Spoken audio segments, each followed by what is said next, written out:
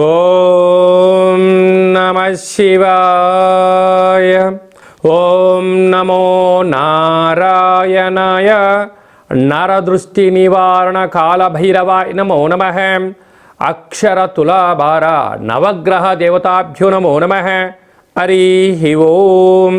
మా ఛానల్కి స్వాగతం. చూస్తున్న వీక్షకులకు ప్రేక్షకులకు ప్రియ కాళభైరవ భగవద్బంధులకి స్వాగతం పలుకుతూ మమ్మల్ని ఎంతగానో ఆదరిస్తూ ఉండబడినటువంటి ప్రియ సోదర సోదరీమణులకు సనాతన ధర్మ సంరక్షకులకు సమస్త భగవద్బంధువులకి స్వాగతం పలుకుతూ అందరికన్నా ముందుగా హోలీ పూర్ణిమ శుభాకాంక్షలు.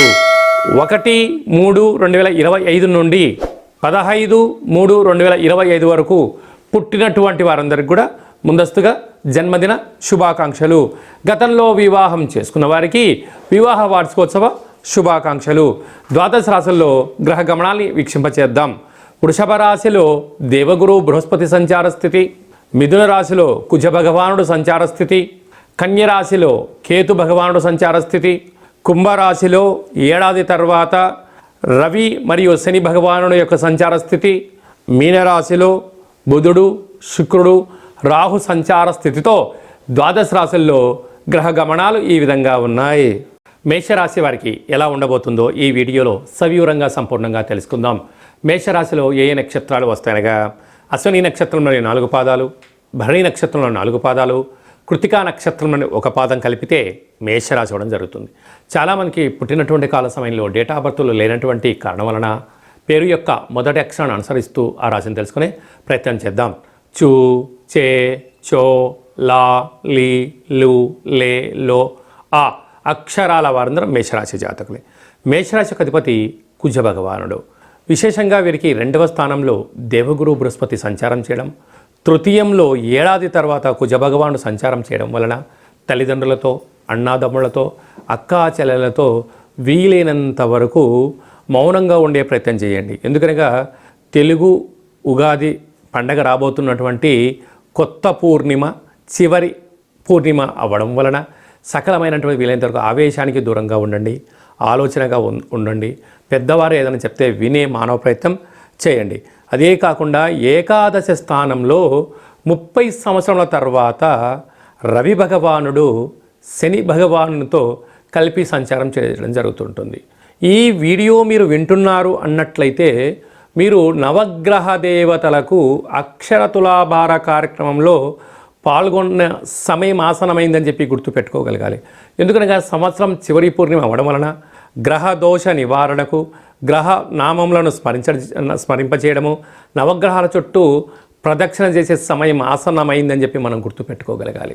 అందుకే భగవంతుడు స్మరణ, ధ్యానము, ప్రదక్షిణ, ఆసనము, ముద్ర, ధ్యానంతో ఆయన ఆశీస్సులు కలిగి సకల గ్రహ దోషాలు తొలగిపోతాయి. కనుక ఈ వీడియో మీరు చూస్తున్నారు అంటే గ్రహ దేవతలే మీ దగ్గరికి ఈ వీడియోను చేరవేశారు. కనుక వారిని స్మరిద్దాం, ధ్యానిద్దాం, వారి యొక్క మంత్రాలను తులాభారంలో అక్షర తులాభారంలో పాల్గొందాం. గ్రహ యోగానికి స్వాగతం పలుకుదాం. భగవంతుడు ఎప్పుడు కూడా ఎదురు చూస్తుంటారు. నన్ను ఎవరు స్మరిస్తారా వాళ్ళని కాపాడదాం, నన్ను ఎవరు ధ్యానిస్తారా నన్ను కాపాడదాం అనుకుంటూ ఉంటారు. కనుక గ్రహ దేవతలు మిమ్మల్ని ఆశీర్వదించే సమయం ఆసనమైంది అని గమనించాలి. ఎప్పుడు మీరు ఈ వీడియో చూడడం వల్ల, అప్పుడు అందులో మీరు పాల్గొనడం వల్ల సకల గ్రహ దోషాలు తొలగిపోతాయని చెప్పి కూడా గమనించాలి. అలాగనే సాఫ్ట్వేర్ ఉద్యోగస్తులు, హార్డ్వేర్ ఉద్యోగస్తులు, అలాగనే గృహ భవన నిర్మాణ కార్యక్రమం చేసేటువంటి వారు, వ్యవసాయ సోదరీమణులకు వారందరికీ కూడా ఇది చాలా మంచి కాలం ఉందని చెప్పి కూడా గమనించాలి. అలాగనే ఏడాది తర్వాత వ్యయంలో త్రిగ్రహ కూటమి సంచార స్థితి ఉంది. కనుక ఆవేశానికి దూరంగా ఉండండి. ఎందుకనగా బుద్ధికారకుడు బుధుడు, కలత్రకారకుడు శుక్రుడు, వాస్తు నరదృష్టికారకుడు రాహు వ్యయంలో ఉన్నప్పుడు అంతగా అనుకూలించదు అని చెప్పి మీరు గమనించాలి. ఈ మార్చి మాసంలో అలాగనే పాల్గొన మాసంలో ముఖ్యమైనటువంటి తిథుల గురించి క్లుప్తంగా సవివరంగా సంపూర్ణంగా తెలుసుకుందాం. 6వ తారీఖున 3వ నెల 2025 తారీఖున అక్షయ కాళభైరవాష్టమి. కనుక కష్టకాలంలో ఉన్నప్పుడు దైవనామస్మరణ చేయడం, ఆధ్యాత్మిక చింతన ఉండడం, గృహంలో దీపం వెలిగించడం వల్ల సకల అష్టకష్టాలు తొలగిపోతాయని చెప్పి గమనించాలి.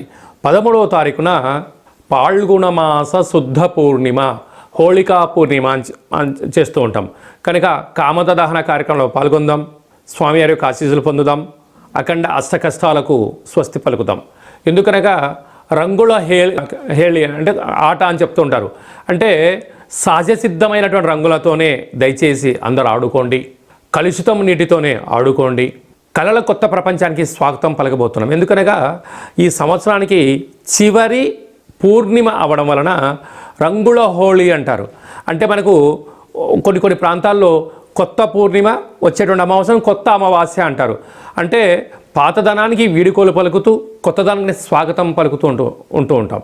అందుకే మనం అందరము కూడా రంగులతో అలంకరించుకొని ఆడుకొని ఈ పాత సంవత్సరంలో అంటే తెలుగు సంవత్సరాల్లో ఈ జ్ఞాపకాలంతనూ కూడా మధుర స్మృతులను గుర్తుపెట్టుకుంటూ పడ్డ అష్టకష్టాలకు స్వస్తి పలుకుతూ అష్టైశ్వర్యానికి రాబోయే కాలంలో స్వాగతం పలకాలని రంగులతో ఆటలాడుకొని మంచి కొత్త సంవత్సరానికి స్వాగతం పలుకుతాం. కనుక ఆడుకునేటువంటి వారందరూ కూడా దయచేసి సహజసిద్ధ రంగులతోనే ఆడుకోండి, కలుషితం లేని జీవనాన్ని పొందండి. ఎందుకనగా చాలా ప్రాంతాల్లో స్కిన్, హెయిర్, కళ్ళు ప్రాబ్లం అయిన సందర్భాలు కూడా చాలా ఉంటున్నాయి. దయచేసి ఎవరు కూడా పండగ పూట బాధపడకూడదు అనేటువంటిది మన సనాతన ధర్మం. అందరూ క్షేమంగా ఉండాలి, అందరూ ఆయురారోగ్యాలుగా ఉండాలి. పాత సంవత్సర పూర్ణిమకు వీడుకోలు పలుకుతూ కొత్త ఉగాది పండుగకు స్వాగతం పలుకుతూ కనుక మనమందరం కూడా వీలైతే శ్రీ రమా సహిత సత్యనారాయణ స్వామి వ్రత పూజ కార్యక్రమంలో పాల్గొనడం, దత్తాత్రేయ స్వామి యొక్క దర్శనం, శివాలయంలో పూజా కార్యక్రమం, కాళభైరవ హోమంలో పాల్గొనడం వలన సకల అష్ట కష్టాలన్నీ తొలగిపోయి కొత్త సంవత్సరానికి స్వాగతం పలకబోతున్నాం. అందరికీ శుభం, జయం, లాభాన్ని భైరవ స్వామి వారు ఆశించాలని కోరుకుందాం. అది ఏ కాకుండా ఇంకనూ మనం విజయం సాధించగలగాలి అని అంటే ఏం చేయాలో అనేది మీకు ఒకసారి చూపిస్తాను. ఈ యొక్క పాత్ర కంచు పాత్ర అంటారు. మనకు రాసులు 12 ఎలా ఉంటాయో 12 యొక్క రాసులను ఇందులో అచ్చు వేయడం జరుగుతుంటుంది. ఈ పాత్రను మనం ఇంట్లో ఉంచుకొని ప్రతిరోజు ఉదయం పూజ చేసిన తదనంతరము, సూర్య నమస్కారం చేసిన తదనంతరము ఇలా శబ్దం చేస్తే ఓంకార శబ్దం రావడం జరుగుతుంది.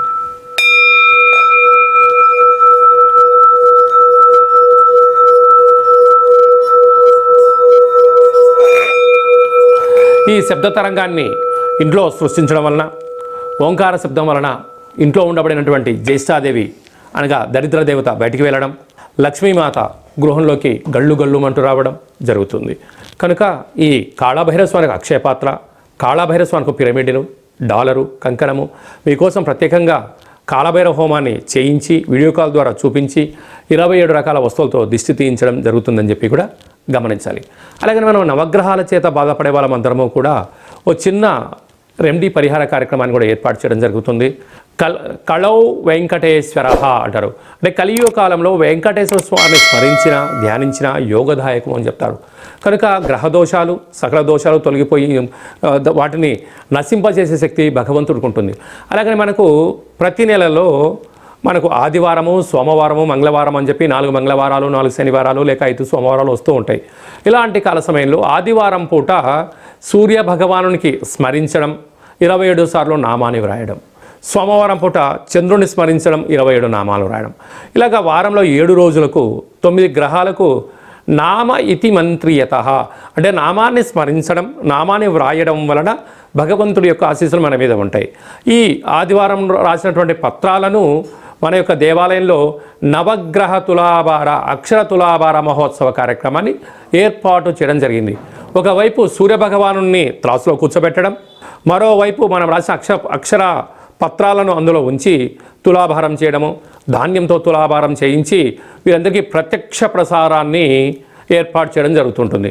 కనుక కేవలం ఒక 108 నామములతో మనము రాసి మీరు పంపించినట్లయితే, ఈ రాయాలి అనుకుంటున్న వారందరూ కూడా ఈ కింద నెంబర్ సంప్రదించినట్లయితే ఈ రాసే పత్రాలను వాట్సాప్ ద్వారా కానీ కొరియర్ ద్వారా కానీ మీకు అందజేయడం జరుగుతుంది.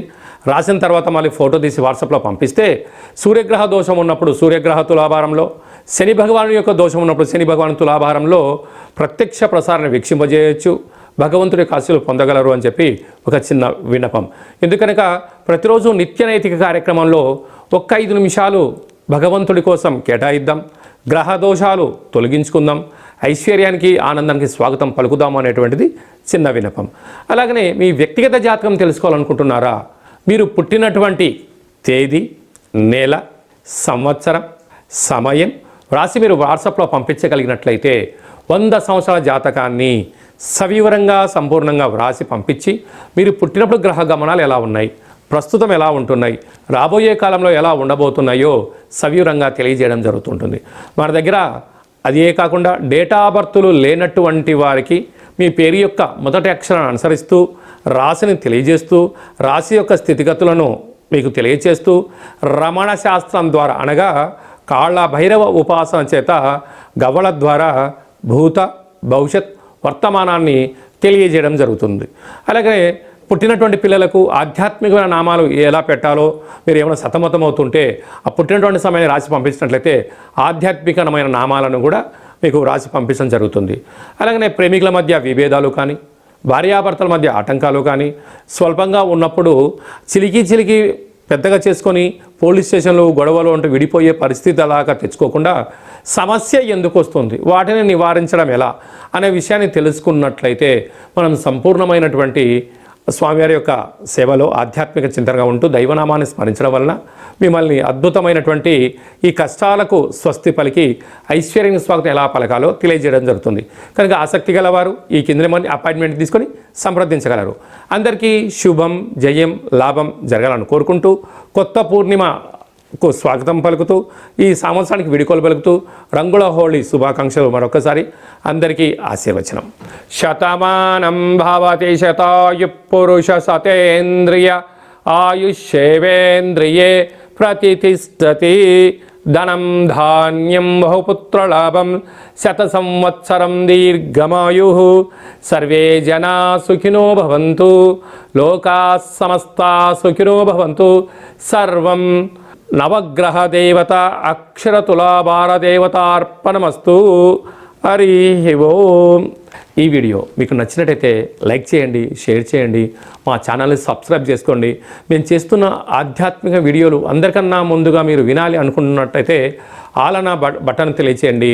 ఈ యొక్క వీడియోని భగవద్బంధులకు, మిత్రులకు, స్నేహితులకు చేరవేసి వారి క్షేమం గురించి కూడా మీరు ఆలోచించే ప్రయత్నం చేయండి. సర్వత్రా శుభం, జయం, లాభం కలుగుతుంది.